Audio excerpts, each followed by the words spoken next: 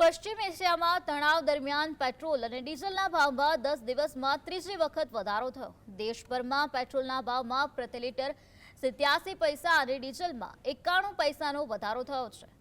4 વર્ષ પછી આ ત્રીજો ભાવ વધારો સામે આવ્યો છે, જેના કારણે સામાન્ય લોકોના બજેટ પર વધારાનો બોજ પડ્યો છે। મધ્ય પૂર્વમાં ચાલતા ઘર્ષણ અને અમેરિકા ઈરાન વચ્ચેના તણાવને કારણે હોર્મુઝ સ્ટ્રીટ મારફતે કાચા તેલની સપ્લાય પ્રભાવિત થતા આંતરરાષ્ટ્રીય બજારમાં ક્રૂડ ઓઇલના ભાવ વધ્યા છે। આ વધેલા ખર્ચને ધ્યાનમાં રાખીને નવા ભાવ લાગુ કરવામાં આવ્યા।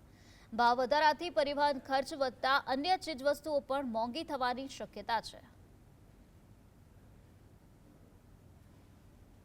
ઓઇલનો ભાવ જ્યારે વધે છે તો પેટ્રોલ ડીઝલનો ભાવ તરત વધારી દે છે, અને જ્યારે ઘટે છે ત્યારે પેટ્રોલ ડીઝલનો ભાવ સસ્તો કરવામાં આટલી બધી વાર કેમ, આ વિચારવા જેવું છે। ત્યાર પછી છે લોકોને શાકભાજી મોંઘું થઈ ગયું છે, રોજિંદી ચીજ વસ્તુ મોંઘી થઈ રહી છે, પબ્લિકને આનો ખૂબ અસર પડી રહ્યો છે।